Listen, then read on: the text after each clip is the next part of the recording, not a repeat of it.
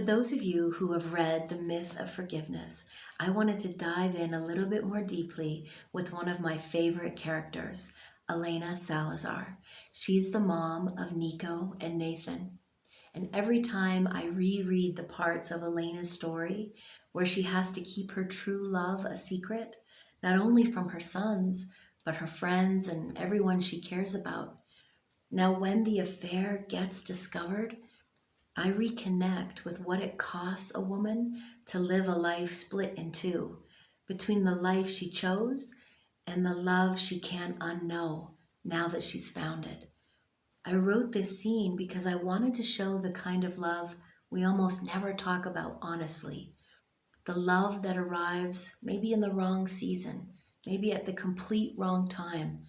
We're married, we're committed to our family, we want the best for our children, but the love that's been found, however accidentally, often highlights what's been missing in the marriage. Now, I'm not trying to excuse her the affair or even the consequences that follow in the book, but my intention is to write about the full picture. Elena isn't just a woman who had an affair. She's a woman who lived for years in a marriage where her own needs were minimized, where her needs were basically background noise. That afternoon in the hospital isn't just about a kiss she does or doesn't have. It's about being finally met, being listened to, feeling cherished instead of tolerated. And I wanted to show how impossible that can feel for a mom, because she's not just choosing between two men. She's choosing between her own aliveness and the safety and the foundation that her children need, between a love that wakes her up and one that stays connected to her own family. And underneath all of that, there's a bigger question I work with quite often in my practice. What happens when your heart wants something your life can't seem to hold? And what does that shape inside of your children, even if you think you're hiding it from them? This is how the myth of forgiveness really sort of explores themes like that. Elena keeps forgiving the situation by swallowing her own truth, by carrying an impossible love in silence. And of course, that silence doesn't disappear.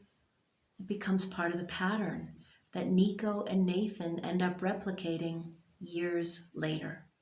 Whether you've read The Myth of Forgiveness or you listen to the audio version of it, I want to offer a question that you can take and reflect inside of your own life.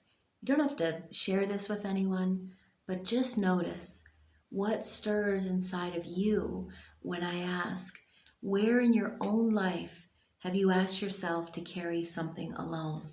Whether it's a desire, a grief, a natural need for connection, maybe a deep truth, because it somehow felt safer to stay quiet than risk what might change if you brought it out into the light, if you spoke about it.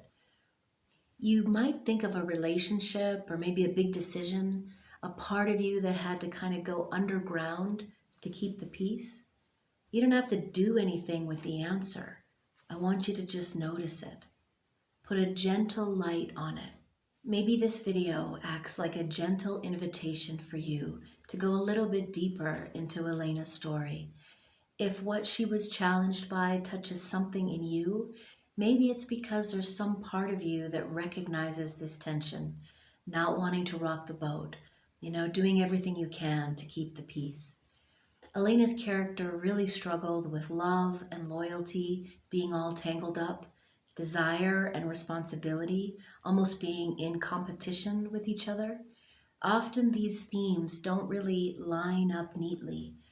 And so maybe you want to go a little deeper into your own story while you listen to the rest of the myth of forgiveness.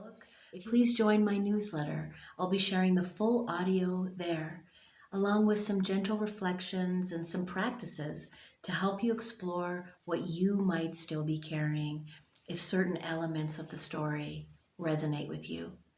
Thanks so much for being here with this very human, very complicated love inside of the story. Maybe you can relate to that too.